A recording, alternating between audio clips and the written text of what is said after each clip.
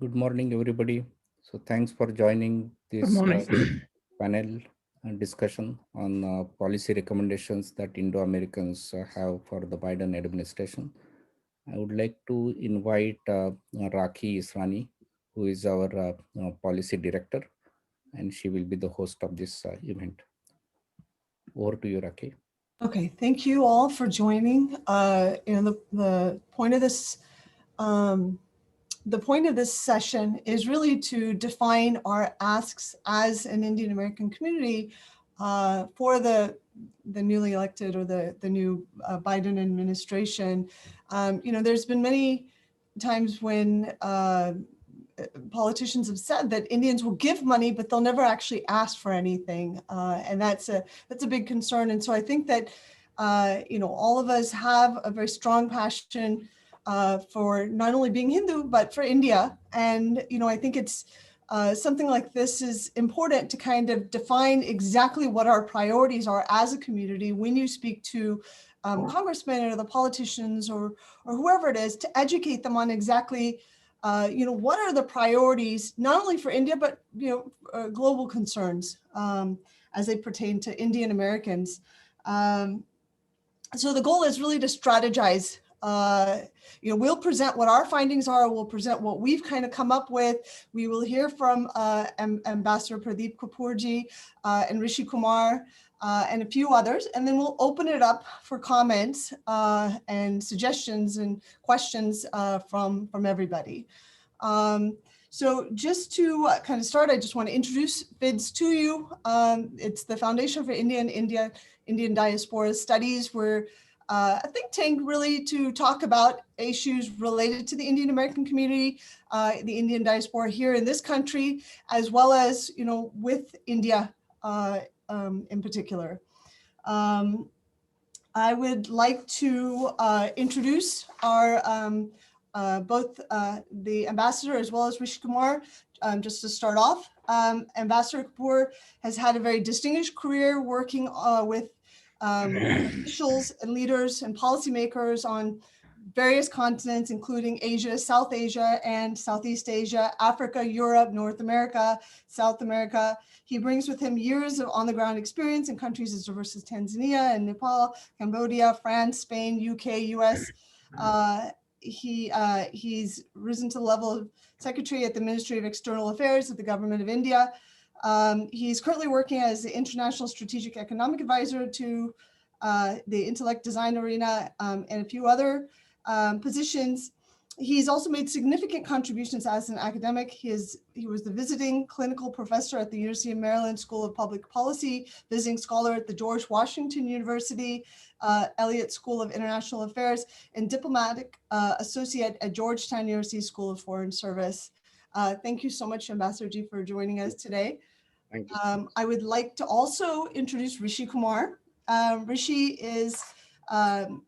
Ji is a Silicon Valley high executive, and he recently ran for the U.S. House of Representatives. He would be a great asset for our community in the House. He is currently a Saratoga City Council member. He's serving his second term. In the 2020 run, I'd just like to mention, he garnered more votes than any of his challengers in the last 30 years. Rishi can correct me if I'm wrong, he garnered almost 37% of the votes. And this is against a 28-year incumbent. And he had actually only raised, Rishi, you can tell me if I'm wrong about any of this, but close to 700,000 versus Anna Issue, his opponent's close to $2 million. And we're very happy to say that Rishi's running again. So thank you, Rishi. So we will call you, both of you, a little later in the program. We just want to present our findings and our report, and then we can go from there. So I will start with our report.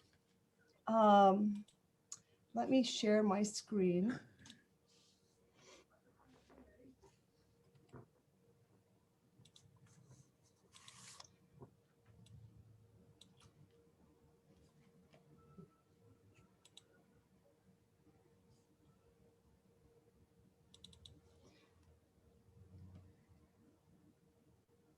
Are you able to? Yes, we can. You can see the presentation? Yeah, we can see that. Okay. The So, slides are not, it's not in the presentation mode, I guess. oh, okay, okay. You know what? I think it's in the thing. You need to, Sorry, I'm not very technical. I can present if you want. Okay, so now are you able to see the slides? Yes. Yes, yes. Okay, okay, Now it's perfect. very good. Okay, great. So these are, like I said, these are our policy recommendations for the Biden administration. We've kind of broke it down to a couple of categories. We have the domestic issues, which are immigration policies, which is a big area. The idea of religious tolerance in this country, education policies, especially under a Democratic president, and then the small business economic policy, especially as it pertains to the hotels and the travel and hospitality industries. We have global concerns, things like respecting the sovereign rights of especially of a democratic ally, counterterrorism efforts.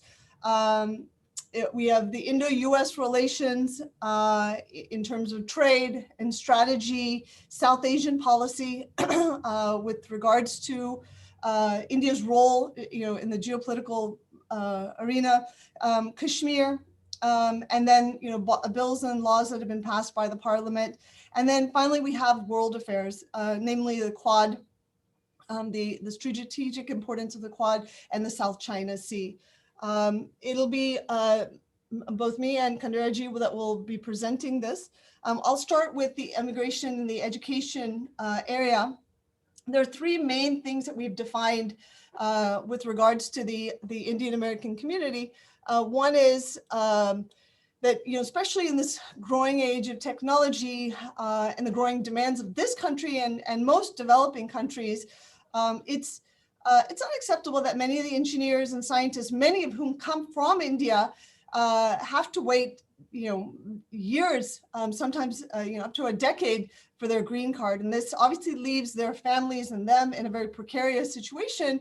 Our first ask is really to expedite that green card process for high-skilled professionals that are holding H-1B visas. The second is that one of the Congresswomen, Zoe Lofgren, had introduced a bill in the House in 2019. It was called the Fairness for High-Skilled Immigrants Act. And it basically increases the per-country cap for family-based immigrant visas, and it eliminates the per-country cap for employment-based immigrant visas. And actually it passed the House in July of 2019. Unfortunately, what happened was in December of 2020, the Senate changed it and passed it. So the two bills are actually not similar, and it doesn't really help us at this point. And so we are asking the Biden administration to support the passage as it was proposed in 2019. Especially because, things like, for example, the 25 countries of Europe with a total population of 200 million have 3 times more green cards allocated than the 7 countries in the Indian subcontinent. The third is that while the Obama administration passed DACA regulations to help kids who entered illegally with their parents, by crossing the border or whatever like that, he had, proposed temporary relief. The kids, the DACA kids, which are kids who have accompanied their parents on H-4 visas, they do not have such relief. And so once they hit 21, they face deportation. So these are 3 asks within the immigration side. On the education side, we see a great trend, especially with the Prop 16 that was introduced in California. Luckily, it didn't pass, but there's a big move towards equal opportunities and away from merit-based opportunities, which is a terrible thing for Indian Americans, primarily because we work hard. We're very, good at kind of achieving our own success. So we've seen this on the higher education as well as in the work, that a move towards equal opportunity, while that itself is a good thing, actually comes at the expense of Asian Americans. The second thing is the move in a lot of states to go towards race-based criteria in admissions. That was what California Prop 16 was about, to remove the ban on affirmative action in higher education. We want to keep it that way. Race should not be a factor in admissions or in recruitment efforts. And then on the small business side, the Indian Americans are a big part of the business community. Many of the Silicon Valley businesses, but across the country, many businesses are started by Indian Americans, and we're asking for greater protection and relief efforts, especially in areas where there's been a deterioration in law and order situations. And we've seen again and again, the businesses that are attacked more frequently are the Asian-owned businesses. And then the second thing is focused relief efforts on minority-owned small businesses that have been affected by the COVID pandemic, especially in the hotel and industry or in other hospitality or travel industries. This next area, global concerns, we're going to go through that in a little bit more detail, but mainly we are asking the Biden administration to respect the sovereign rights of India to govern itself within its own borders according to the Indian Constitution. Every country should have its own right, and the need to keep the pressure on Pakistan in joint terrorism efforts, both of which we'll get into a little bit more details. So now I would like to call Kandera ji, who's the director of FIIDS, to take us through the foreign affairs. So being Indo-Americans, many of us are much more passionate and concerned about the Indo-US strategic relations. As Biden administration and also the previous administrations have many times called, this Indo-US relations are the global strategic needs. We shared a lot of commonalities, the largest democracy, oldest democracy, and also the common threats, whether it's a terrorism, whether it is a increasing hegemony of the China. So there are many stuff are common. So that's a strategically important thing. I don't want to go to the historical. Ambassador Kapoor is much more better into this area, but I wanted to just call out that the last year one of the remarkable treaty happened, which also called as a military deal, but it's a basic exchange cooperation agreement for geospatial cooperation. So it is a great foundation for both the countries for moving into this centuries, but it needs to be strengthened and supported by infrastructure and also other type of coalitions and whether the military aids and many other things. The second aspect is that as those who are here for a longer time, they know that the Indo-American community and diplomats and many others worked hard to get the nuclear deal signed. In 2008, it was almost 4 years of efforts during the Manmohan Singh prime ministership. And but subsequently not much outcome has happened through that. Actually the Westinghouse was supposed to be putting the 6 reactors, and then 2017 it had filed the bankruptcy, and then it resurrected again the last year under Trump administration. MOU got signed 2020. I think Canadian firm acquired Westinghouse, but it needs to be expedited. Otherwise, the treaty, the efforts that we actually put together is not really yielding the benefits of that. Definitely, India and the global, the whole world is going toward the solar, but nuclear is also a clean energy and safe, and we need to take it for the civil purposes. The next one is that on the background of the COVID-19, we all realize that the importance of delinking the dependency of the pharmaceutical, or the making sure that the supply chain on these essential things are on the reliable partners. And India is a much more reliable ethical partner. It has shown in terms of the vaccine Maitri, exporting vaccine all over the US to the all over the world to the needy countries. India is actually largest, third largest drug manufacturer, largest in the generic drugs capacity, and Indian government is actually funding a lot to the becoming the pharmaceutical hub. And it would be good to leverage that, and it will also help to reduce the Medicare cost, etc., in United States. The second important strategic direction, it could be in the manufacturing hub. India has the largest middle class, so domestic market is a huge. India also has 500 plus million youths in the age of the working capacity. It's a largest base. India actually has a low labor cost advantage against China. Yes, India is actually infrastructure wise need to strengthen in terms of the electricity, transportation, etc. But in terms of the ecosystem, it is developing, and Modi government is working on making India and really putting a dollar amount behind that. So it is would be strategic important for United States and many other European countries to look at India as a manufacturing hub.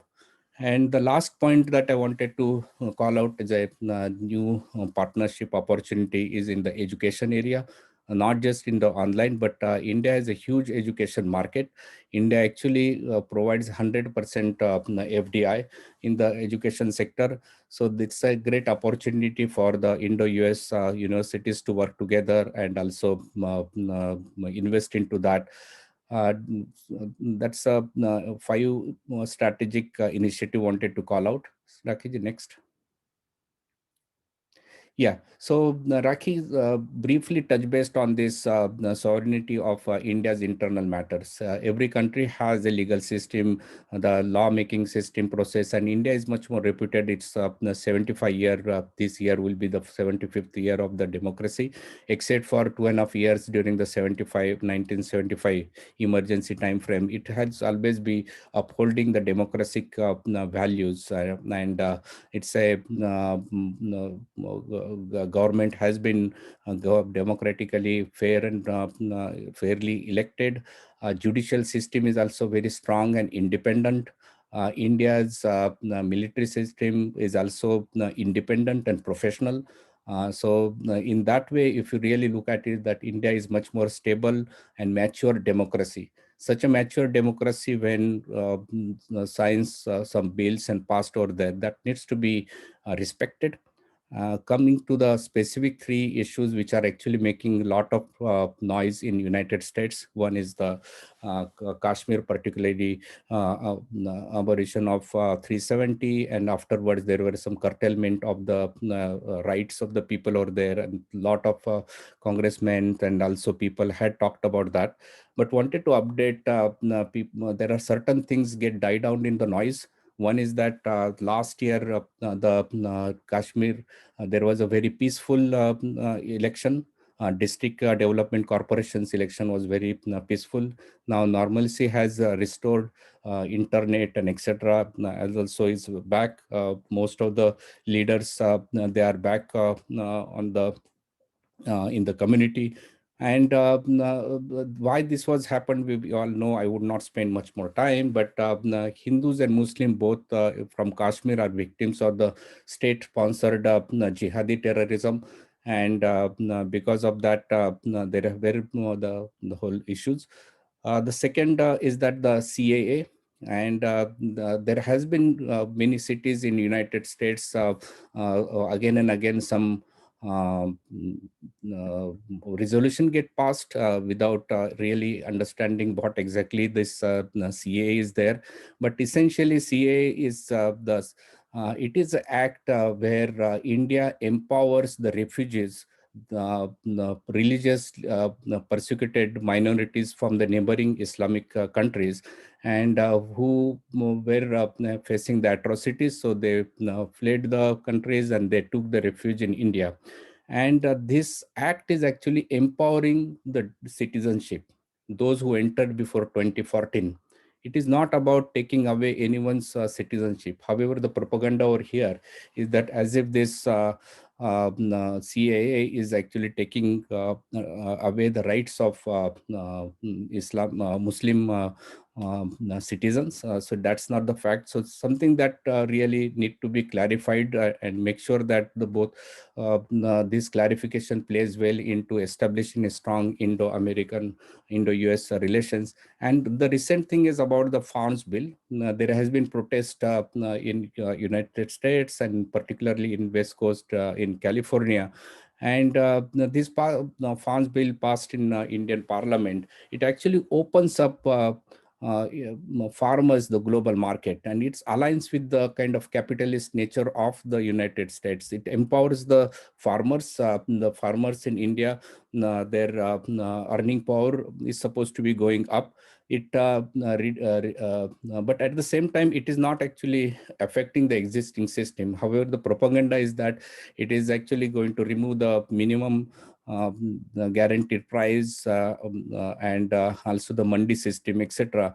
And the farmers may lose the lands, and government has clarified that and tried to negotiate, but it is actually, there are some political vested interest, including extreme elements, so that causing its derailment.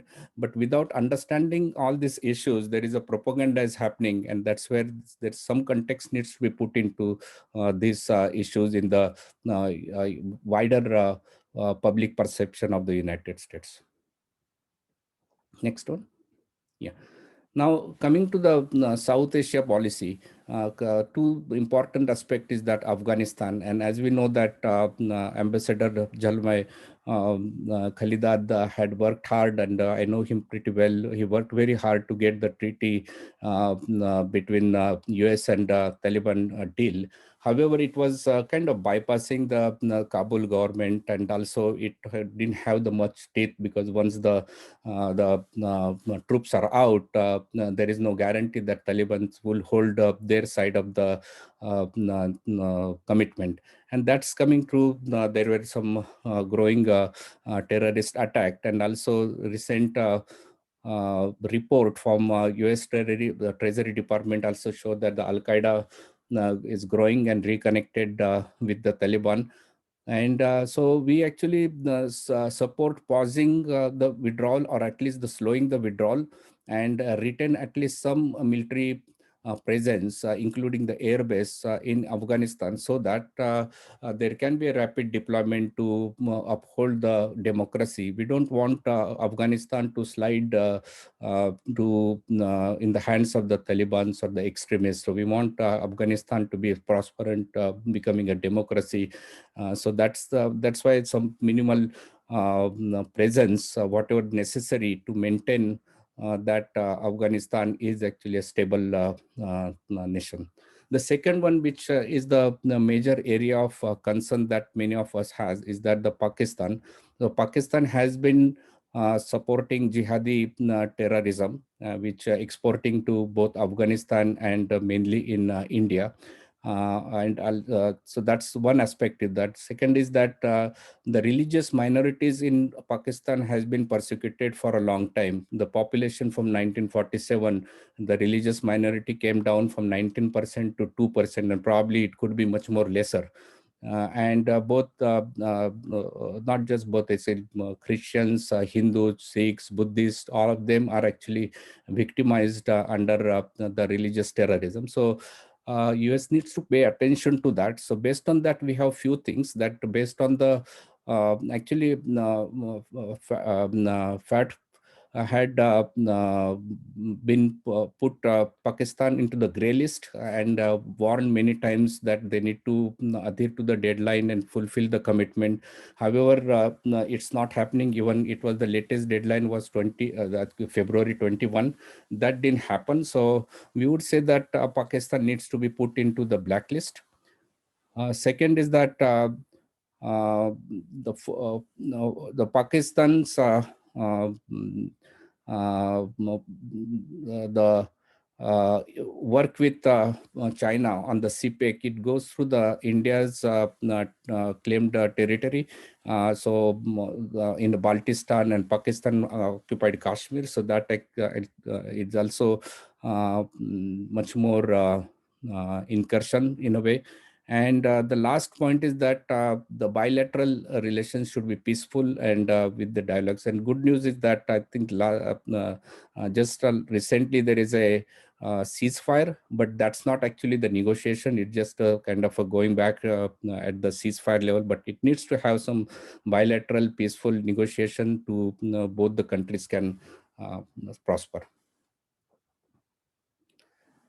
And the most important global concern is nowadays about the South China Sea and the Indo-Pacific Sea region. As we know that more than 5 trillion trade passes through that region.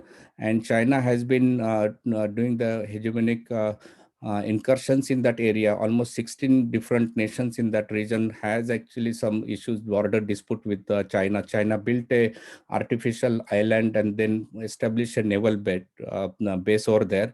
And even the international tribunal had given the verdict against the China, but China did not care much. And it is patrolling the area. It is becoming more and more concerned. So there has to be a few important aspects. So there has been a quadrilateral relations between the US, Australia, Japan, and India, and which needs to be established at a much more greater NATO-like structure from the power, finance, and the military backing point of view. That's the way it can check the Chinese incursions in that area. And second is that the neighborhood countries in that region needs to be strengthened economically. And there was great efforts started from 2008 to almost 2016 on the Trans-Pacific Partnership, which was signed. And then when Trump took over, the one of the first thing that he took is that the get out of the actually did not ratify the treaty. So it would be important to get into the treaty. It may not be the best interest of the USA, but it would be the interest of that stabilizing the region and making sure that the countries over there can stand stable against China. Next. Yeah, so last one is that there is lot talk about tough China policy, and there were some concerns that whether Biden government takes over, and at that time it will go into the soft policy. But it's good to see that Secretary of State Antony Blinken categorically said that there are few things had changed from Obama administration to from now that tough China policy is a need of the time. The China dealing with China is the test. So it is making sure that China does not violate the intellectual property rights, thefts. It prohibits the taking over the strategic assets and companies, including the user data. Then monitoring the and prohibit China taking over the assets in terms of the BRI initiatives and other mining, etc. China is actually doing all over the world, mostly the Asia, Africa, South America, under the pretext of the BRI and other initiatives. Making sure that Taiwan and is protected, and the finally balancing the trade. It's good to see that Catherine Tai, who is now Secretary of the USTR, is actually pretty much expert on that matter. So definitely, it's the Biden administration seems to have done a couple of good appointment, and hopefully that would yield into the dealing with China with a firm hand. So thanks. That's the policy recommendations I had. Okay, thank you so much, Kandarji. So now we had FIIDS actually had put out a survey. Richa Ji had actually coordinated a survey that was done, to kind of see what do Indian Americans as a whole, what do they consider priorities? And so I'd like to invite Richa Ji to present those findings to us. I'm gonna. Namaste to everybody. And I want to, welcome everyone to this survey presentation. Harish Kanpal has been my, partner throughout the whole process. And I want to thank him for all his support, and of course the entire team. It's the effort of all of us together. So the thing is, we closed the survey like about a couple of days ago, but then of course we wanted to make sure we have some information for our presentation today. And what we have included here is a top line report on what the Indian American community here thinks of. We do have our think tank and our presentation, which Rakhi ji and Kandara ji have presented, but we also wanted to get a feedback from the community as to what they are thinking. And so this is a top line report. We will come out with a more detailed report eventually. And going on to the next slide, what we did was we surveyed for about 3 weeks across the community, across the country. And we have respondents from all the major places where the Indian Americans live. And in terms of their status here, most of them, like 59%, most of them are naturalized first generation Americans. And 7% are second generation Americans. So it's interesting to look at that differentiation as to how they think versus the first generation. So we'll go a little bit into that. And then the rest of them are on, they're non-citizens, out of which 19% are green card holders or permanent residents, and 15% are the H-1 visas or temporary or, visitors, things like that. So that's the composition of our respondents. Going on to the next slide. So basically, we did a lot of questions, but we also asked the respondents to share with us their top 5 concerns out of, we asked them questions about, foreign policy, about, local concerns within the United States, and, many other things. But these are the top 10 concerns that people came up and said, look, this is what we care about. And it's very interesting to note that, the top 5 concerns are largely related to global concerns or foreign policy concerns. So, they were concerned about, 21% were concerned about Pakistan, and, we'll go a little deep dive into each of these. And, 16% on China and China containment. 11% wanted to strengthen Indo-US ties. And Indo-US ties, there were respondents who said, militarily, we need to have more connections. And trade-wise, obviously, a lot of them were focused on the trade element of it. But there were some who said, we need to have much stronger military ties. And the human rights concerns was, again, an important one. 10% of them were concerned about that. And in human rights, we'll go a little deep dive into that, as well as the fact that 10% also wanted the American government to respect the sovereignty of India. And the next 3 that I look at, are more related to issues that we face here, which is immigration reform, which is the need of the hour. Stop Hindu-phobia. So some of these comments actually were even unprompted. So we did ask some open-ended questions.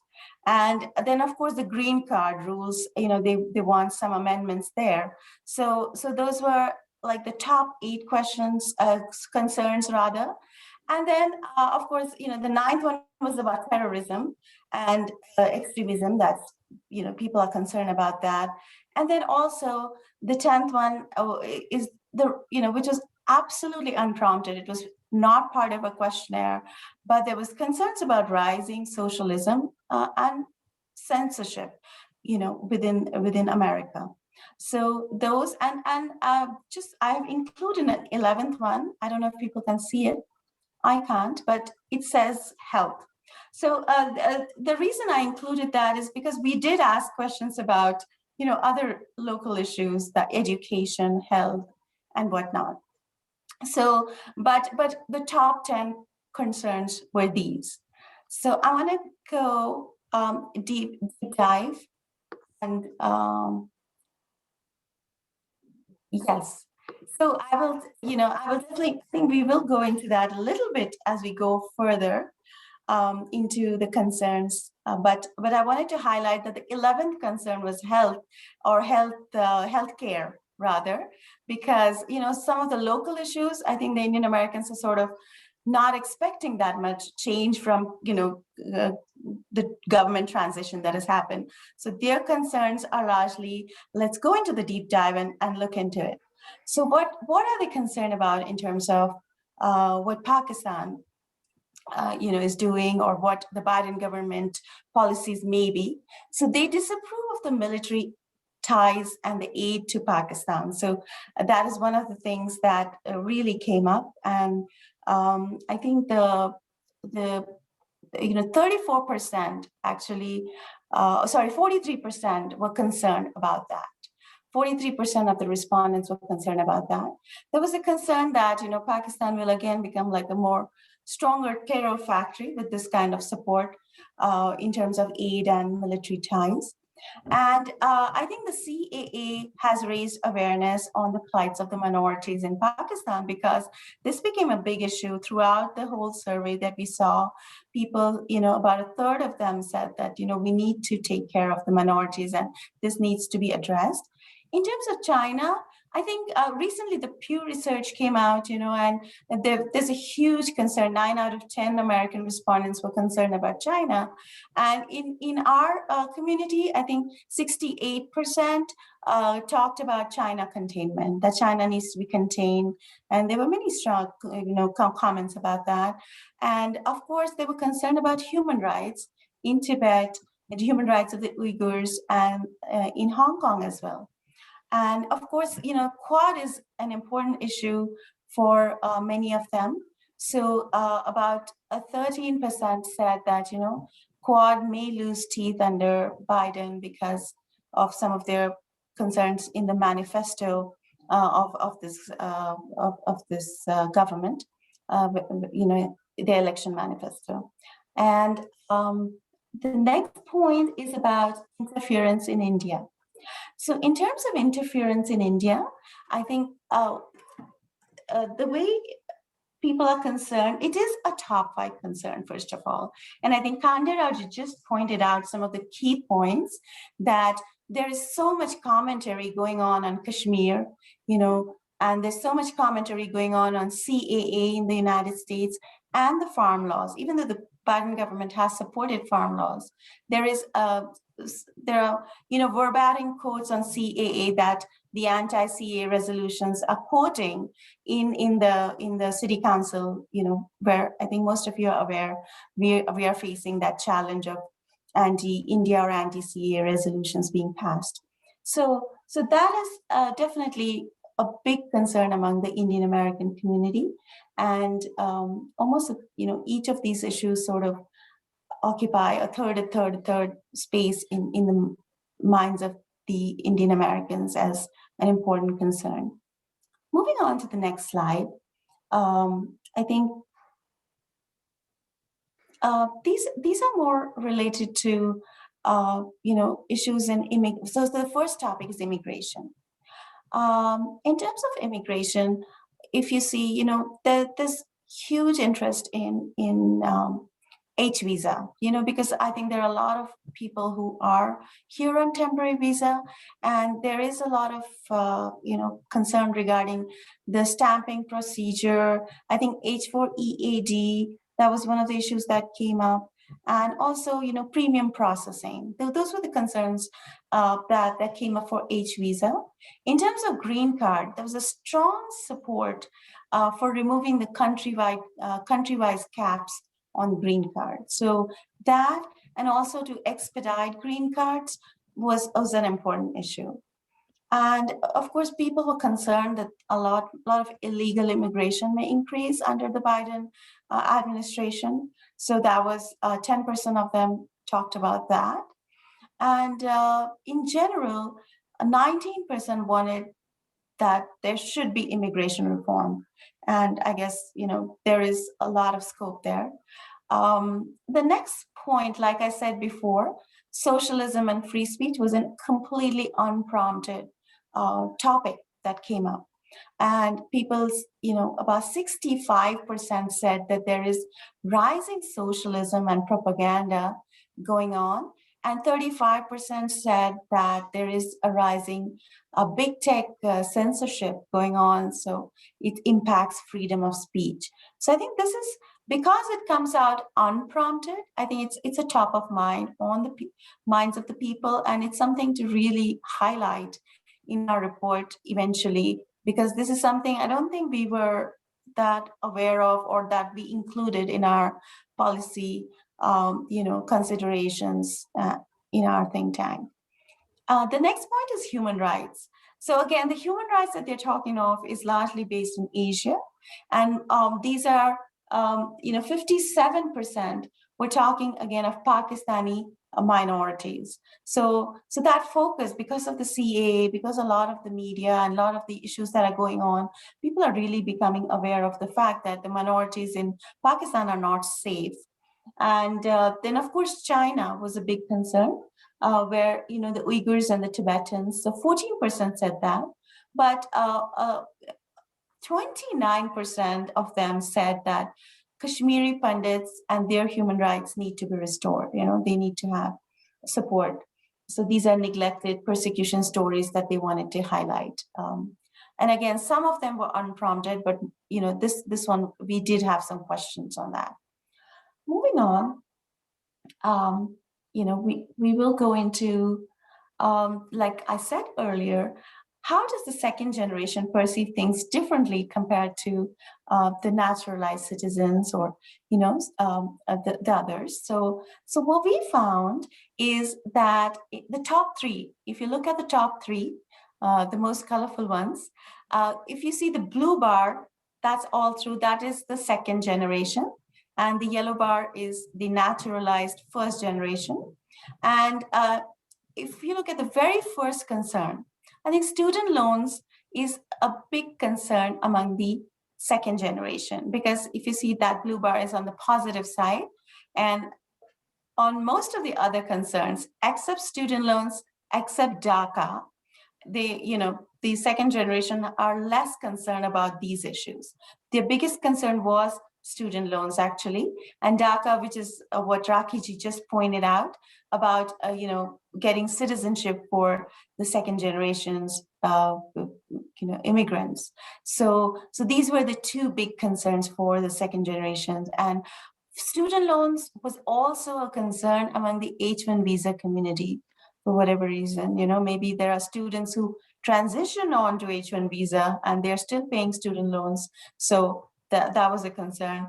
And the DACA and student loans were the only two areas where, the naturalized citizens were least concerned, and they fell on the, so I've used the Pareto principle here and looked at, the highlighted issues that fall under that.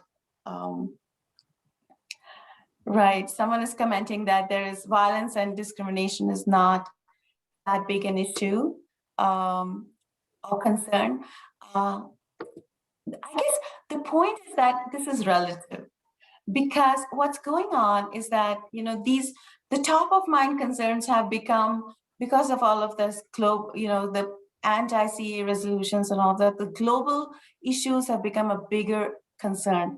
But of course, we did ask about Black, BLM or the Black Lives Matter movement. We did ask about, riots and how much concerned you are on the safety issues. But as you can see, those issues fall on the bottom in terms of the second generation concerns. So they are not concerned about Afghanistan or the tax reduction issues or the riots and safety or, Uyghurs, farm laws, all of those international concerns or Asian concerns are not that much in their purview or in their, top of mind.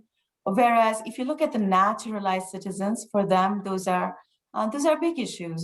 They have really voted for the support on that. And when these bars are going so much further, that means it is that much more more supported, or they were more inclined to support that issue. So that's what these bars mean. Anything more than 10% is significant. So those would include issues like tax. The naturalized citizens were really concerned about even Afghanistan actually, but tax was one of the big concerns. Uyghurs was a concern, and rights and safety these were like the top three concerns that they showed. All right, so that concluded. I do want to go into a little bit of an understanding of some of the, we can go into the next slide, Arishi. So, these are just open comments.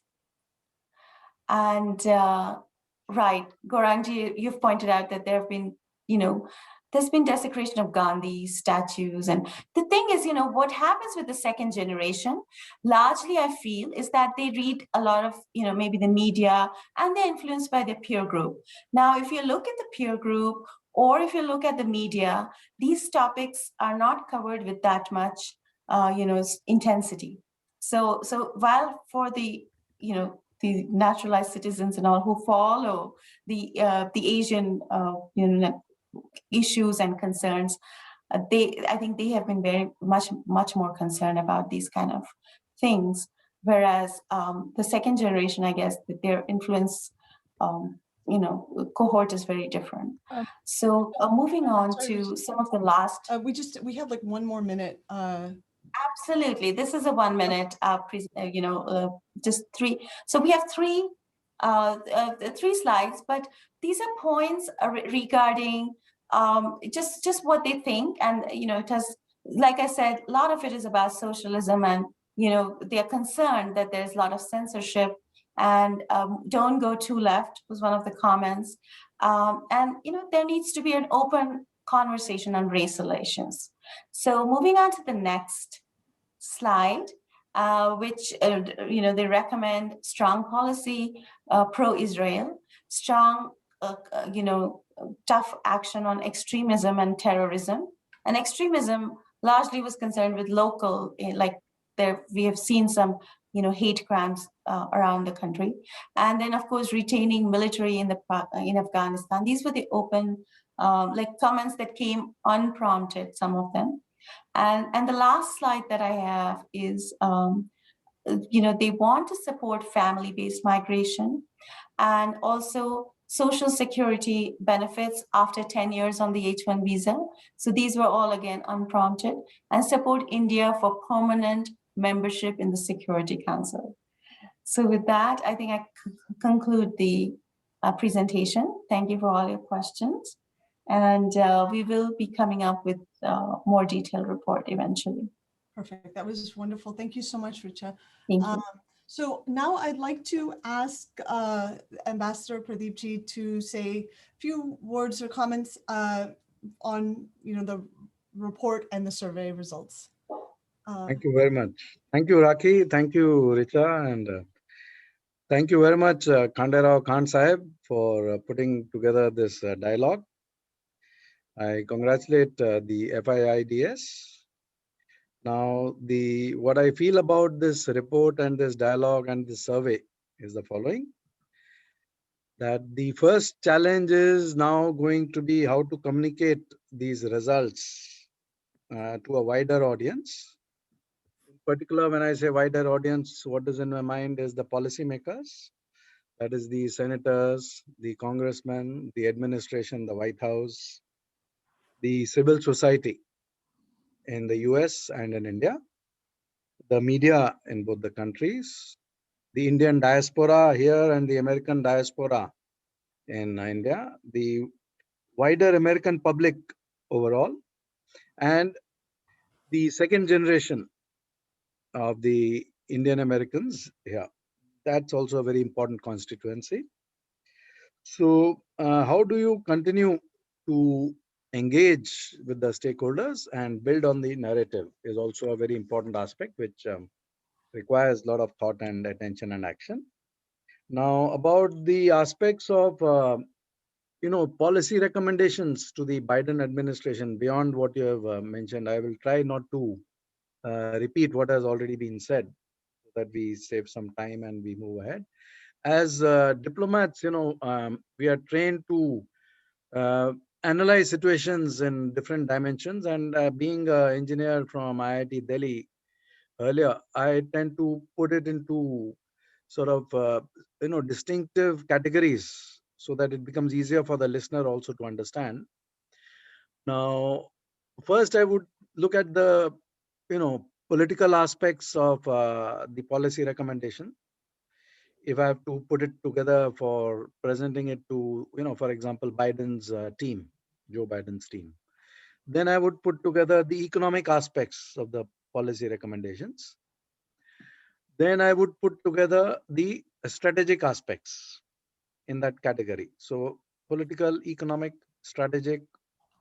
Then I would get on to military, security, terrorism, etc., and get on from there to aspects of education, of immigration, so that it has some understanding, some balance, and easier for the reader to comprehend and see what is to be what action requires to be taken in what aspects. Now there is a lot of differences in the cultural approaches in terms of our own cultural upbringings in the US and in India. So while in the US we see mostly a transactional culture, in India it's mostly a civilizational culture.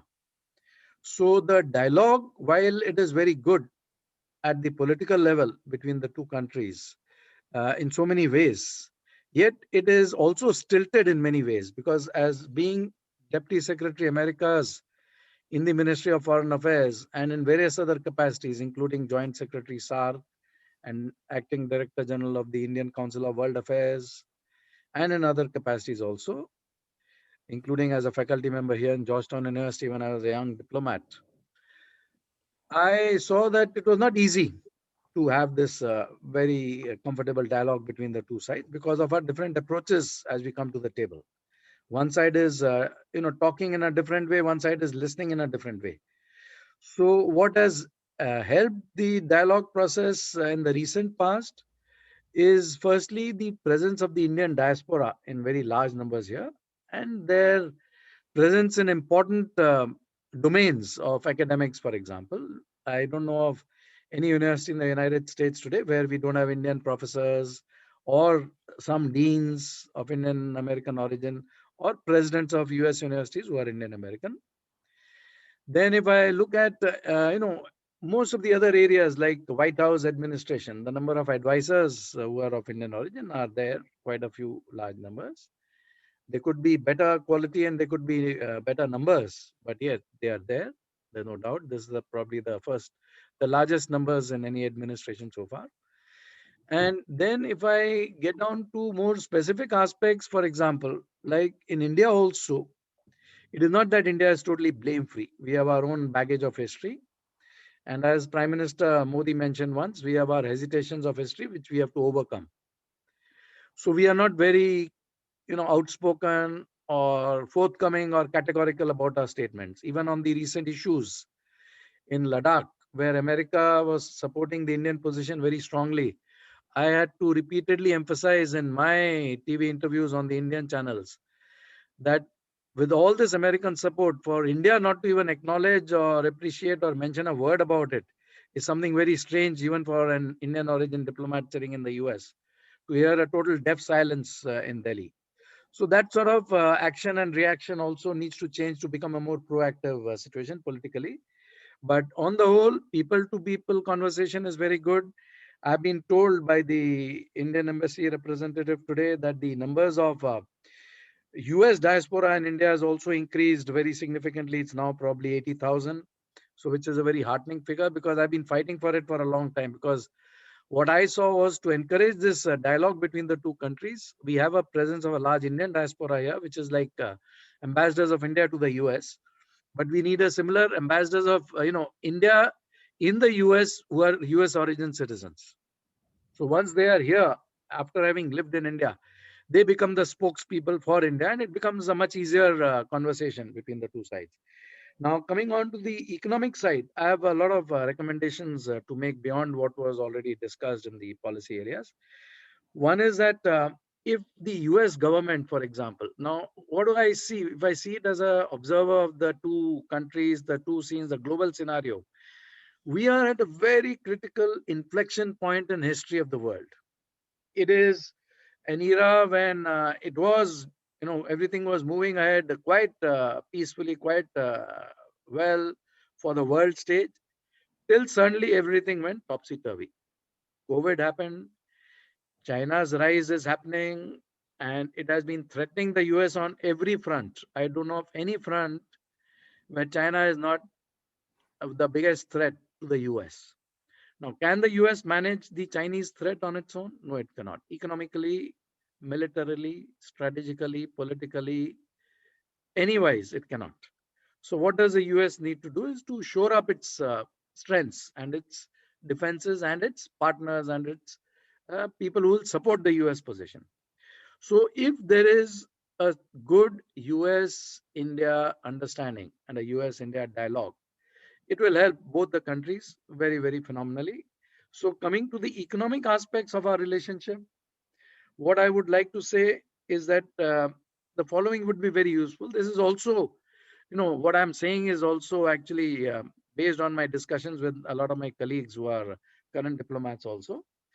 So, what is possible is, for example, if the Biden administration says that we are going to provide a special, incentive for industry, for startups to be set up in collaboration with Indian startups, if they provide angel funds and venture capital funds, because the synergies of the talents of the two countries can provide wonders for the world, which we have seen already. If we see Silicon Valley in the US, more than 28% of the startups in Silicon Valley are of Indian origin, are by Indian origin people. So the two coming together will provide that impetus. America is falling very badly behind China in terms of research and development, in terms of patents, in terms of publishing, in terms of artificial intelligence, in terms of machine learning, in terms of a large number of areas. Now, how can it catch up again?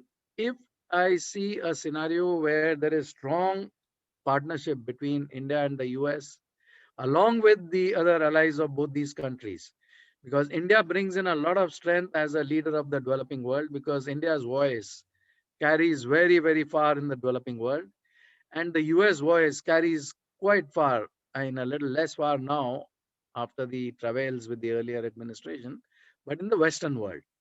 So combined, they can form a very potent force for the world. So the other areas besides this is to consolidate, specific areas like virology and immunology. India has some of the best capacities in the world for execution, operation, and manufacturing of vaccines, as everybody knows. And US has some of the best technological capacities. So to build up world-class research institutes in India with US support of the CDC, NIH, and other universities would be very good for both the countries. Another threat is the semiconductor chip technology, which is coming under increasing pressure from China again. Now, if Intel, AMD, and others again collaborate with Indian scientific prowess, that would again work towards American interests to bring them again, in the frontiers of knowledge and technology, very upfront with combined efforts of both these countries.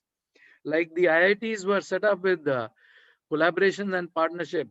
One IIT Kanpur was set up with US collaboration. The IIT Delhi, where I studied, was set up with British collaboration. IIT Bombay with Russian collaboration. IIT Madras with German collaboration. So now is the time which has come now for, it's become a very different world altogether. There are different paradigms. So if I envisage a world where there is online collaboration for such technological educational universities between India and the US, that will again work wonders for the US and for India in terms of advances and coping with the current and future challenges of the world. Then when I talked about vaccine, for example, just as an illustrative point, What is the cost of manufacturing one dose of vaccine in the US? It's about $15 to $20, almost $20. What is it in India? 150 to 200 rupees. Same quality or better quality. And sort of recognized and requested for by most of the world countries.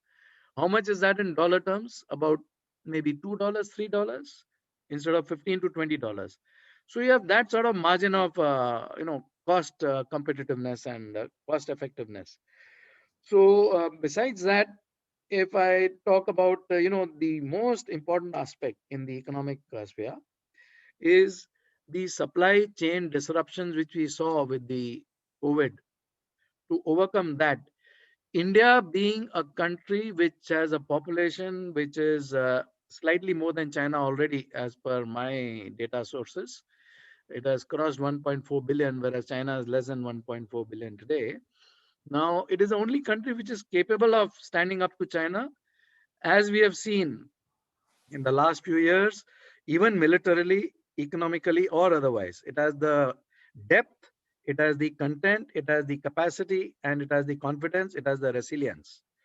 So, with a partner like that, to also engage in supply chain issues for solutions for the world, jointly by taking on board other countries also, will make the world a lot easier place to breathe and live in, to stop further disruptions in supply chain due to threats or blackmailing by countries like China. The other important aspect for the US perspective in the economic viewpoint is that here you have a country. What is India? India is a country with a population more than the entire continents of North America and South America put together. You put together all the countries in this entire two huge continents, and India is a lot more population than that. What does it translate to? A very big market.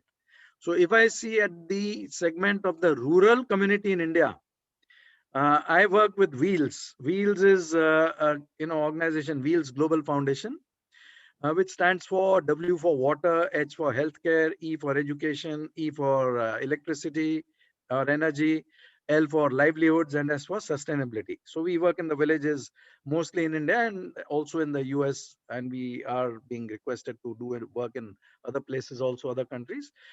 But what do we see? That the rural community in India, the population, the demographics of that, and as a future market and as a potential investment destination, and as a place which will capitalize on US support in terms of technology, agri-tech, or whatever tech you want to talk about, will be a phenomenal synergy. With more population than the whole population of North America put together, the rural communities of India are the future markets of the world and are the future emerging sort of scenarios for the world to open up its eyes to. So now going on to the next aspect, the aspect of cybersecurity is very important. It's increasingly being used to threaten countries and again to challenge the cybersecurity threats which are arising out of China or other countries which are allied to China. It is not possible for one country or the other to manage it. When I was on a trip, official visit to Europe last year, I had to get my visa restamped for the US. And at that time, the hacking of the US immigration system happened by Chinese hackers. What was the outcome?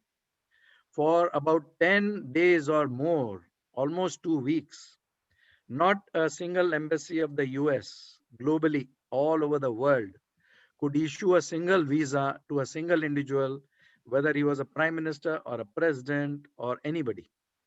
So the whole system was hacked and it was absolutely out of control. And what I learned later was some Indian companies helped in reinstarting that system after about almost 2 weeks it took for it to get back on its feet.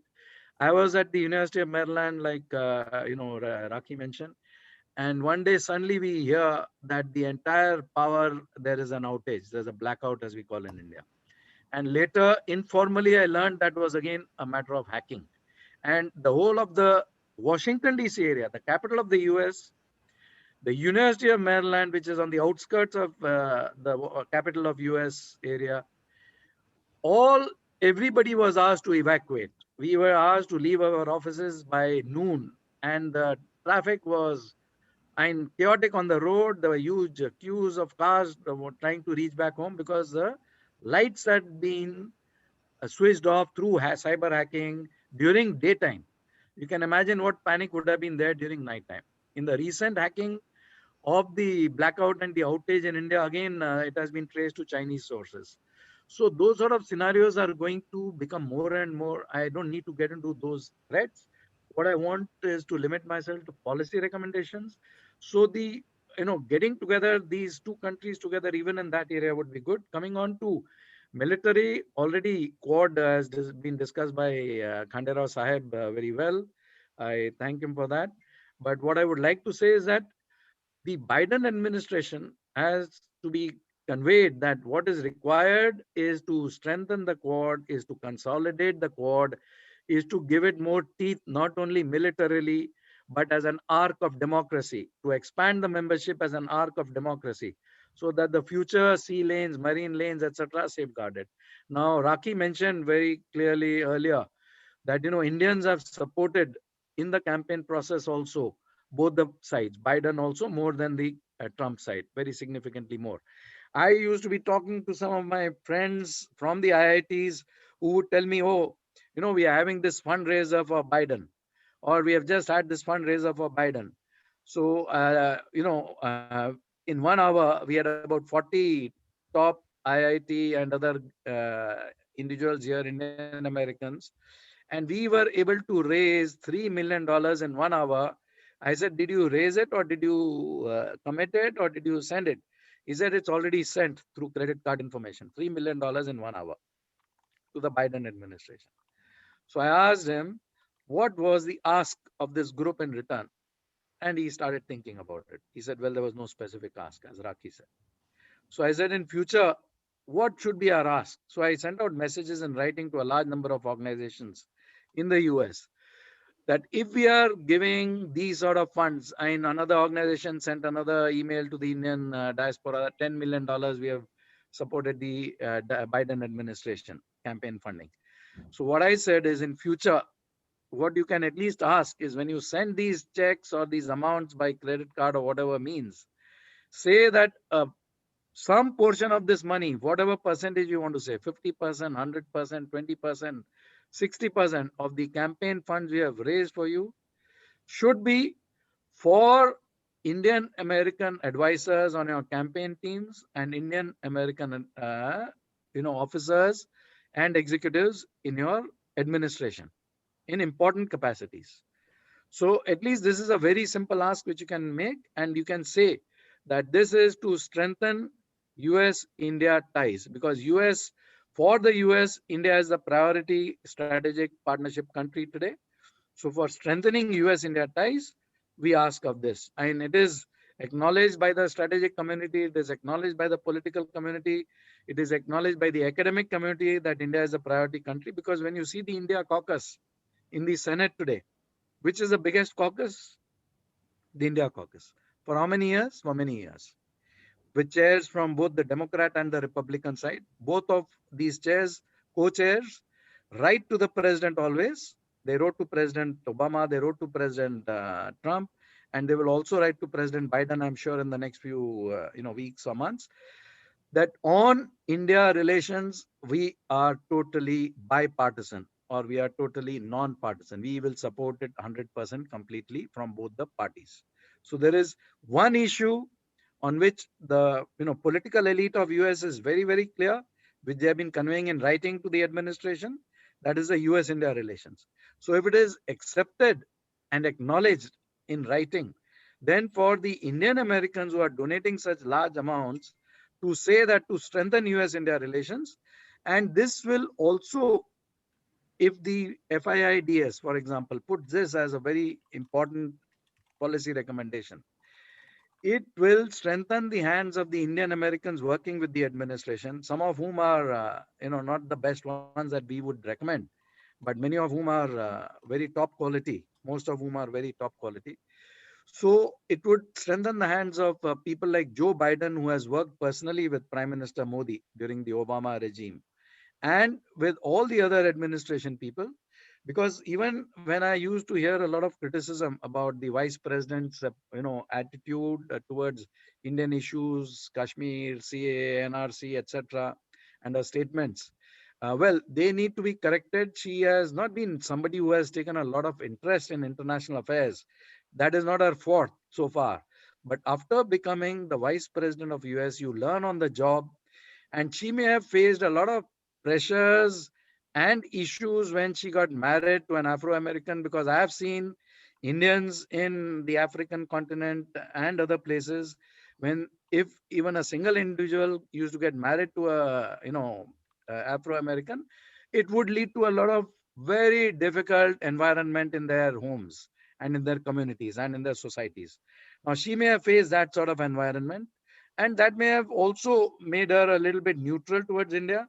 But with being an Indian American African origin person, she will ultimately be able to recognize the importance of India, because if the entire strategic community is united on this aspect, and the other communities which I mentioned, the political community, the academic community, for her to understand what it is saying, to hear that message, and to relate to that narrative will become a lot easier.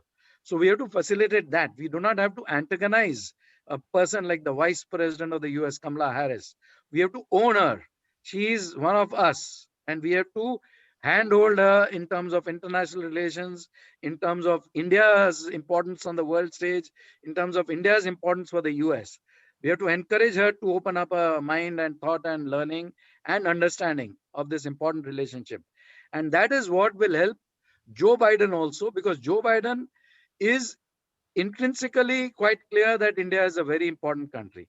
But if he is being given notes by some subordinates all the time as prompts, talk about the Kashmir issue, talk about the CAA. So what he does in the first policy speech of his on foreign relations, which I was observing very, very closely, each and every pronouncement of his, he talks about the whole world, but then he does not talk a word about India. Now, for me, and I can understand as a diplomat that what must have been the pressures on him, because he would have been told that if you talk about India and the Quad and India's strategic importance, you must also mention Kashmir or CA or NRC or farmers' protest or this. So he would have said, go to hell. I'm not talking about India at all. I'm not going to talk anything negative on India. So if you want me to talk negative on India, I will not mention India at all. So that is what he would have told his advisors. So we have to see how do we control that sort of narrative within the Biden administration to manage it in a better way, so that his hands are strengthened, Kamala Harris's hands are strengthened. And how do you make these recommendations for the administration for the greater good of US, so that it has a better relationship with India and the world, for the greater good of the Indian community, and for the greater good of the world. I'll stop here. Thank you very much. Namaste. Thank you so much, Ambassador Kapoorji. I'd like to now call Rishi Kumar to give his thoughts on the policy report in the survey. Rishi. Thank you, Rocky, and Ambassador Kapoor. That was very insightful. You're obviously a thought leader, and you had some great data points that you shared. Thank you so much for doing that, and thank you to Khande Rao ji, FIIDS, empowering the Indian American community for many, many years, and it's very, very good to see Khande Rao ji's leadership not only here but also in Washington D.C. and for every Indian American in the United States. And obviously, Rocky is a strong champion, a strong leader in the Bay Area, and also Richa. Great presentations. I'll make it really quick because I know we have to get to Q&A. So I understand the constraints of time. So I'll just make a couple of points, and I probably don't need to emphasize too much. But I'm going to talk from the standpoint of a candidate, somebody who is an elected leader here in California. And I was a delegate and executive board member of the California Democratic Party. And I always believe that when you have to fix a problem, you have to jump in on the inside. And that's what I've tried to do. So let's talk very quickly on foreign policy. And I do believe for President Joe Biden, it makes a lot of sense for him to partner with India And there are 2 points on that. One is the economic strength and vitality that India brings to the table, and a very, very stable government. That's extremely important. And it's sort of like, the transparency that India brings to the table. Not too many countries can offer that. And secondly, the threat of terrorism. India can be a very, very strong partner to ensure that America's and the world's interests are taken and addressed in that part of the world, but also globally. So I'll keep it short because we all understand that very well. And now when you look at Hindu phobia, I think that was referenced a couple of times. And this is playing out all over America now. And it's become a big challenge. Even for me as an elected leader, I was called as a mole of the BJP. And I came in for graduate school to study mechanical engineering, and probably not at a time when BJP was not a very strong party. But that narrative has been defined for pretty much every Indian American who runs. And that is very disheartening that this continues to happen. And President Joe Biden should step up and try to address that. Now you look at legislator Padma Cooper in Michigan. She was attacked for being, on the same thread. And this actually plays out for every Indian American who wants to run for office here, and which is not the way we need to define the future of Indian Americans and our relationship and our ability to provide our energy into this country. So that needs to be fixed, and that has become extremely important. Whenever an Indian American runs, they are called a RSS agent. It's almost like a fashion statement. You must be an RSS agent. Really? It doesn't work like that. So, look at, let's talk about Swati Mohan, who's done us a lot of, made us very proud, in terms of her leadership at NASA and leading the operations for NASA recently with the Perseverance touchdown and, her role with that. But essentially with the rover landing. But essentially what happened with that was President Joe Biden, when he was visiting, he said that Indian Americans are taking over the country, and that is there is some truth to it, but it can be misread and misinterpreted. When you look at Silicon Valley high tech, we are obviously dominating the world of tech. There are so many startups happening here. Then you look at the hotel and motel industry, it's dominated by Indian Americans. Or you look at, Indian Americans, they're also the cab drivers in New York City, or we are the doctors, right? So there are, different skills and abilities that we are bringing to the table. But when you look at what happened in Olathe, Kansas, the shooting down of 2 Indian engineers back in 2017, and there is that feeling that is currently impacting Indian Americans all across the United States, especially with what happened over the last 4 years. I think we need to fix that. We need to fix that, and we need to make sure that we are embraced not only as a culture, as a community, and for our ability to bring our great intentions, our traditions of peaceful living. We have a phenomenal culture. We have a phenomenal tradition. We have a great intelligence, the emphasis on education. All these are core values for America. And I think we need to encourage that more than anything else. And that is my call to action for President Joe Biden. And then finally, I would like to also reference HR 1044, which is on my policy, on my website. It's been there for many, many months now. I believe President Joe Biden should look to accelerate that model, especially because, even before he got elected, he was talking about this gateway to citizenship for 12 million illegal immigrants who came into the country. And I'm not going to analyze that, but doesn't it make sense to value our high-tech skilled labor, because the very future of Silicon Valley is sort of dependent upon the best of talent, not only from India, but from every part of the world. So we need to accelerate the timeline to permanent residency via HR 1044, and we should push for that. And finally, the critical race theory was addressed. Affirmative action. We had Prop 16 in California. I was against affirmative action. We need to ensure that we are making the right choice. A merit-based system which will allow America to flourish. And also the portrayal of Indian Americans in textbooks, that needs to be addressed as well. So these were some very simple thoughts I had, and I would like to hand it back to Rocky, because I know there are quite a few questions that are pending and we would love to get through that. Back to you, Rocky. Thank you so much. Thank you so much, Rishi. Yeah, actually, excellent comments and suggestions by both Ambassador Kapoorji as well as Rishi.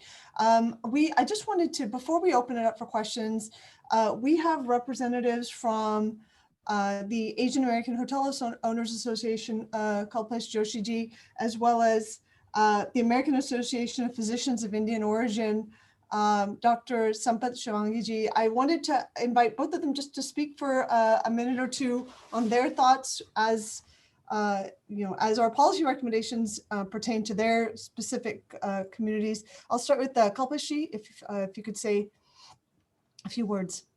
Thank you very much. I just wanted to give you a brief introduction on what is Asian American hotel owners and what is the role of Indian hotel owners in USA. We own 50% of hotels and motels in United States. That is, every other hotel is owned by Indian, and out of that, 80% are from Gujarat. So that is where our Prime Minister is from. So that is what the strength AHUA has. Currently, our business and our members are suffering tremendously, as we all know, because of this pandemic. The business, what we have done in 2019 will not return. It may take up to 2023 or 2024. So PPP was helpful, but it was not enough. And Biden government should continue to look into this small hotel owners and target more hotel-related packages and help. That would make a huge difference. Also, the vaccination program for the hotel workers is very, very important, and it's not only important for the hotel workers, but it's also for the guest who comes to our hotel when they know that this employees are vaccinated and this facility is safe. So they feel more confidence, and it would help us tremendously.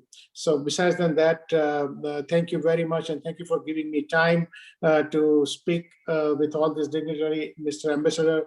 Thank you very much, and Rishi, wish you all the best. And one thing I wanted to mention, that when you go to Congress, we have already samosa kakas, but make sure that, as our ambassador said, that you educate them, and you make sure that India is a very, very important partner of US, and the other elements are doing more worse and more negative campaign against India, which we have to correct it. Thank you very much.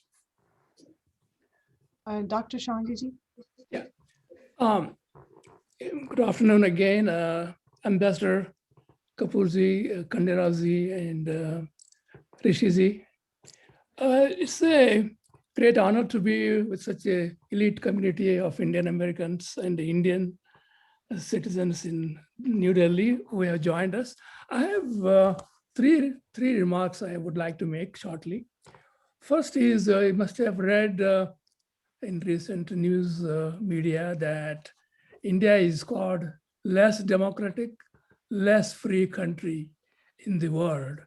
We are in the 80th or 88th nation in the world community, which is very disheartening.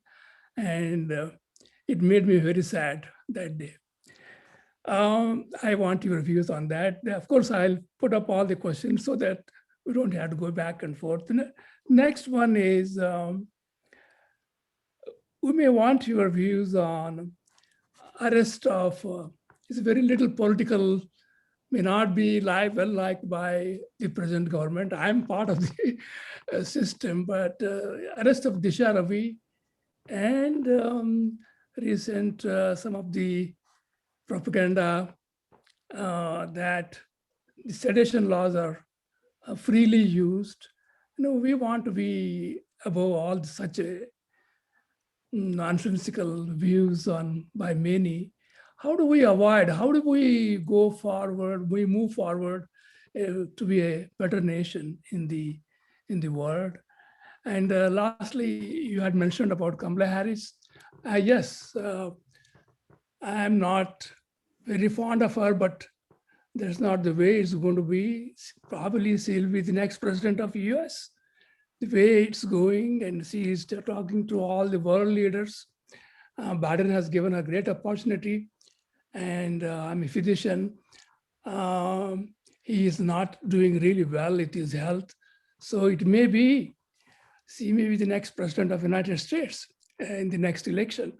So keeping in that mind, we have made serious attempts to reach her out. On May 19th, we are meeting Kamala Harris in her office as representatives of Indian Americans. So I would definitely take your views on this, what would be best approach to talk to her and move her back to Indian campaign, because she's neutral, or sometimes she has said many things not in favor of India, like CAA or 370 articles.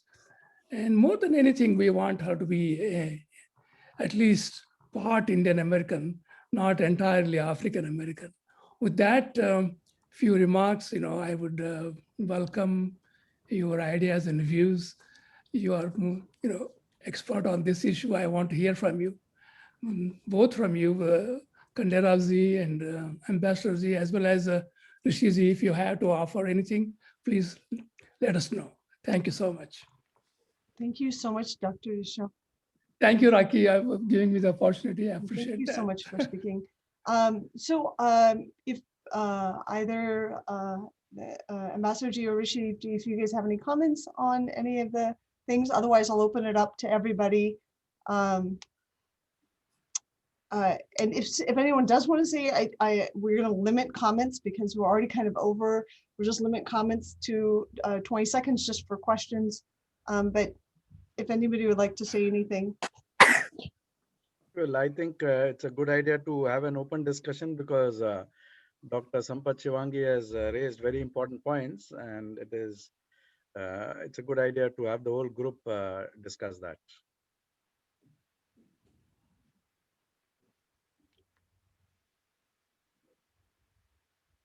So if anybody would like to say anything or make any points. Ambassador, why don't you say a few words? How do we approach Kamala Harris? What would be best approach? And on sedition laws in India, very much bothers me, at least. Sorry, which laws in India? The sedition, like Disha Ravi, she was arrested. Okay, sure. I felt it was a little bit high-handed approach. Yes, definitely.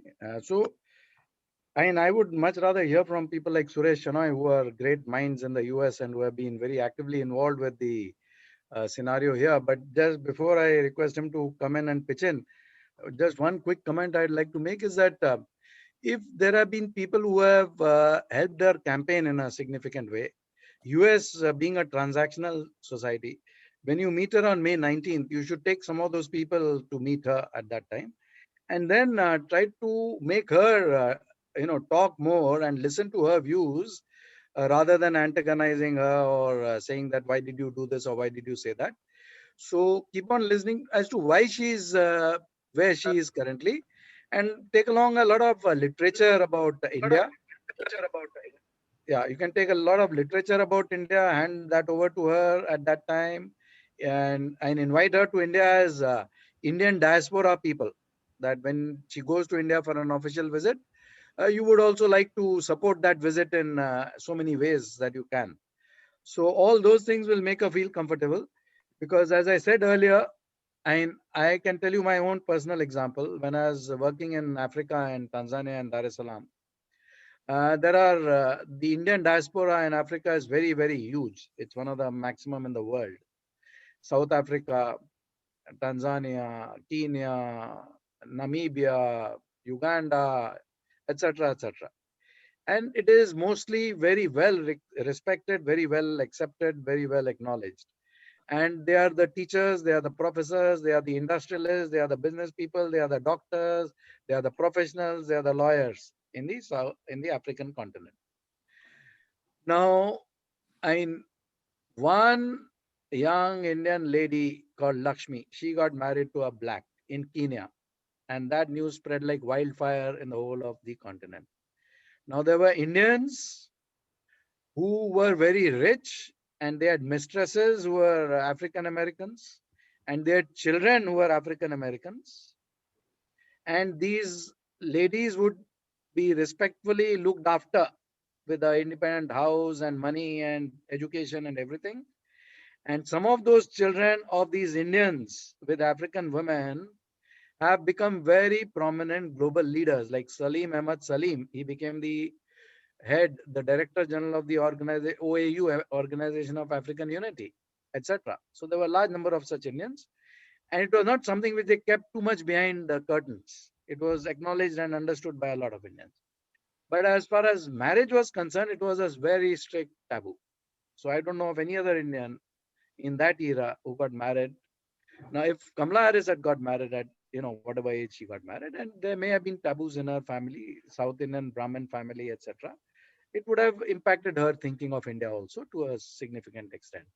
So how do you change that? How do you work on that? How do you make her see a broader perspective today on strategic relations of US with the world, the strategic importance of India for US, and the economic importance of India for the US, and all these other aspects? This is what you have to see.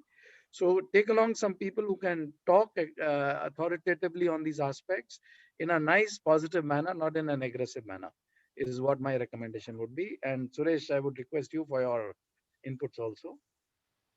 Thank you very much. This has been a very interesting panel. So greatly appreciate the remarks from Ambassador Kapoor and Mr. Rishi Kumar. I'll just make a couple of comments based on the 45 plus years that we've been in Washington, DC, interacting with various agencies, including the US Chamber of Commerce and US India Strategic Partnership Forum, and so on and so forth. I feel strongly that a relationship is a two-way street. So it is important for this group to also recognize what America expects from India and participate in that dialogue in a meaningful way. So things like access to markets. The United States can do a lot, as Ambassador Kapoor has said, for our rural development. But if the United States can also contribute in some fashion to allow companies like Walmart and others who have got significant experience in retail distribution, retail marketing, etc., it can help the rural development effort significantly. So India has to open its markets to American organizations and make a good potential profit out of it. That has to be recognized. American universities would love to open campuses in India. But that has been a barrier. So India now ranks 63rd out of 190 countries in the nation, in the world, in terms of the ease for doing business. So clearly there are a lot of obstacles that there are, in India's system, which prevents foreign direct investment in many different ways. Some of the challenges surrounding transfer pricing issues, some of the challenges around intellectual property, particularly in the pharma industry, that has been a sore point. So if there is going to be a strategic alignment with the United States for from India's perspective, then India must also respect what America wants from the relationship. And I think the issues that I just listed, there are a few others, are not very complex or complicated to implement. And if India opens its borders for free trade, as America expects it would, I think that that sky is the limit in terms of how we can align ourselves very closely with the American government. So I'll just leave it at that. So thank you so much. You know, I've gotten a question about, especially for Rishi. I mean, I actually just want to add one thing. You know, Ambassador Kapoor's comment that a very, very easy ask is just as you donate, ask for the placement of an Indian American in their team. You know, more to act like a gatekeeper to make sure that a lot of the negativity doesn't progress further. But one of the questions that we've gotten from Rishi is how can we elect more Indians in the 2022 election, especially given what you're going through and the way you're being attacked and the way Sri Kulkarni was attacked and many of the other Indian Americans. What are your suggestions on helping more Indians in the 2022 election? And you know, I just want to say that I think we only have about 5 more minutes in general for this session. But go ahead, Rishi. Thank you, Raki. That's an excellent question. I want to touch upon 2 points. One is with Kamla Harris. As the executive board member of the California Democratic Party, I got a chance to meet with Kamla multiple times at different meetings. And her trajectory, you could see, was on the rise. And there's only one way to play ball with Kamla is to recognize that and basically team up, partner with her that we are there for your success. And that's when she will turn around and play ball with us. And it becomes a mutual partnership of ensuring that we create a win-win, right? So I think we need to be cognizant of that. And it was sort of brought up, but you know, I've seen her multiple times, and she knows that she is, her career is on the uptick, and that was very apparent like 4 or 5 or 6 years back, right? So anyway, that's one. Secondly, when you look at Indian Americans, you know, I think the ones who are in the Biden administration, you know, they have actually embraced the narrative of perhaps that India is a fascist country. Now, this is a bitter pill to swallow, but unfortunately, that is the narrative that is playing out right now in America. And then, you know, we have a very vibrant internship program. I interview a lot of the college students and high school students. Many of the younger students, Indian Americans who come to my internship program, they actually are drinking that same narrative. You know, they are basically drinking that same Kool-Aid. It needs a corrective action. And I think it needs an engagement from a very high level from PM Modi's administration with President Joe Biden. Okay, let's talk about what would it take to elect the right kind of people. So my take is my politics is fearless politics. You know, I seek to champion Indian American issues. I'm the founder of a Hindu temple here. We are running Vedanta. We are running different sessions, Balagokulam, every Sunday. This is what we have done over the last 10 years. And when they attack me, I don't buckle under pressure. So I can promise you that once we are there in Washington, DC in 2022, we will start going about trying to figure out, you know, how we can make change happen. So the best way to support people like me is not just, you know, I think even with President Joe Biden, Indian Americans would meet with him, take a picture and post it on social media, but not want to have a seat on the table, but would be absolutely okay to be the menu. I think we need to change that. We need to change that by supporting the right kind of candidates and making sure that they have a seat on the table to represent the Indian American interest fearlessly, right? And that's what I promise you. And obviously funding is a huge source of what we need to do. And Raki was right on. We spent $700,000 in the last run. And my competition, 30-year incumbency, had a lot of money support. She spent $2 million, but we're going to overcome that gap.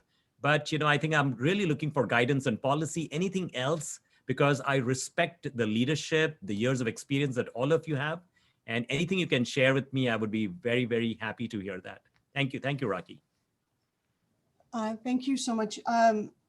So I think that we can bring it, unless anyone else has any comments, actually, we can just do the vote of thanks, and we have a few announcements. Actually, one comment that was sent to me, Dr. Shangang, in response to yours, to your comment about the sedition laws. I think, you know, in the Gita, Krishna Bhagwan tells Arjun that fighting adharma by adharmic means is itself adharma. And, you know, sometimes we try so much to play by the rules that it hasn't worked for us. So I wanted to, Kandiraji was going to talk about an internship program that we also have as a part of FIIDS. Kandiraji?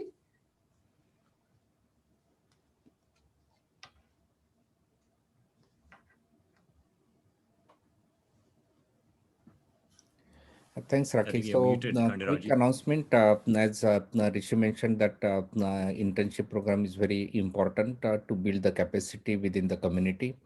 Youths are the future leader, and then we also saw in the survey that our Indo-American youths are not pretty much aware about issues pertaining to the Indian diaspora. So internship programs gives a great opportunity for them to be on board.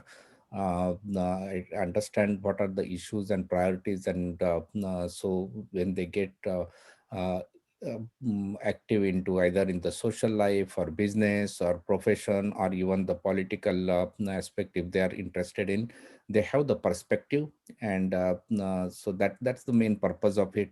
So we have the second year of the internship program. Last year we had the 14 internship interns, and this year also we are going to do the remote virtual internship. So we wanted to announce it and make it widely publicized. Whether it's a high school student or undergrad or done the graduation, we are interested in all type of talents. Great opportunity that we have seen that a lot of work is going on, from policy analysis to position papers to connecting with the elected officials and various other social events happening in United States, looking at the campaigns, going to the root causes for doing the fact findings, as well as those who are interested in non-social science type of topics, whether business, we have that, and then finally on the infrastructure, web development, content management, newsletters, social media. So great opportunity. Please spread the word wider, and hopefully we'll get a good internship candidate this year. We have experienced mentors, so we do the mapping mentors with the interns. So it is, though it's remote, we are able to effectively work with them. It just requires a few hours a week, and based on the convenient of the candidates, we can adjust. Essentially they do get the certificates and credits, so that really counts in their college admissions if they are actually later high schoolers. And if there are they are for the social science or other background, it also gives an opportunity to prove their cultivate their or enhance leadership, work with very competent experts across the world. So it's a great program. I hope that you all can spread some your kind word, and then we can get some candidates around that. So Pranjali Dani, who is our this year managing the whole internship program, and on behalf of her, I'm presenting all the contact details are there. FIIDSUS@gmail.com, or this flyer has it in subsequent email. We'll send that, and it is also on our website. Kindly visits whenever you find a time to our website, FIIDS-USA.org. Harish Kanpal, who actually does our web administration, he would respond to any queries you may have. Thank you. Okay, thank you so much, Kanerji. I would like to now call Jashwant Patelji to give the vote of thanks for the event. Hey, Seth. Thank you, Rakeshji. Thanks, Kandiraji, for organizing this FIIDS virtual online event, FIIDS policy recommendation for Biden administration. This was a great sessions.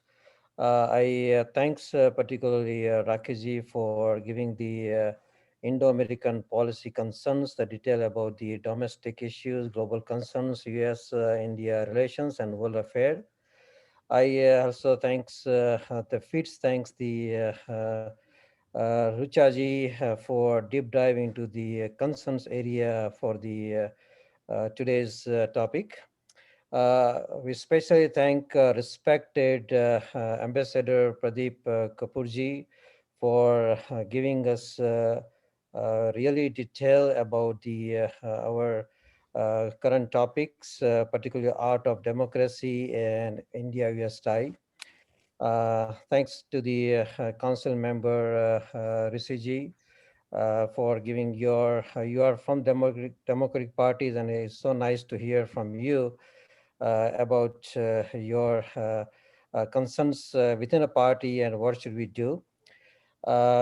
I thanks all the volunteers. Everyone knows that this think tank requires lots of hours and time from the all the volunteers, and we have a very good team of the volunteers working behind all this big task.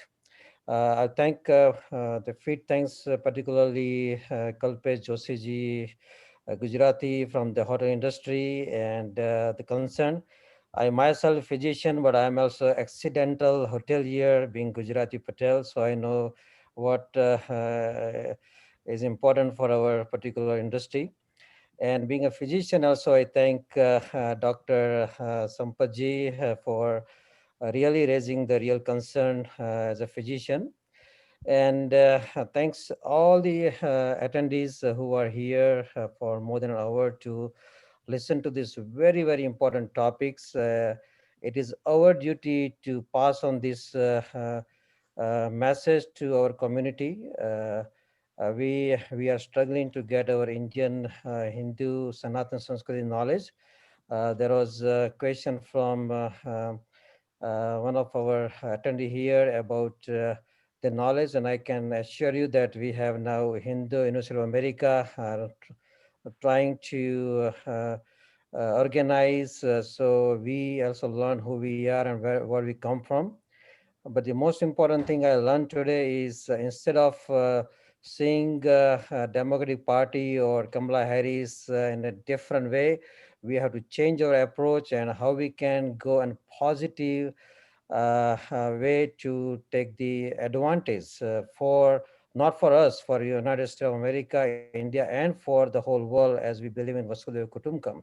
So thanks everybody, and it was great sessions. Over to Rakiji. No, thank you so much, Joshiji, and thank you all for attending. Right, namaste. Thank you so much and Namaste. congratulations. Thank you. Best wishes. Best wishes and congratulations. Thank you. Thank you, everybody. Thank you, Rakesh. Job. Great job, Rocky, Kandarao ji. Thank you. Risha. And Thank you, Kandarao ji. Thank you so much. Thank you.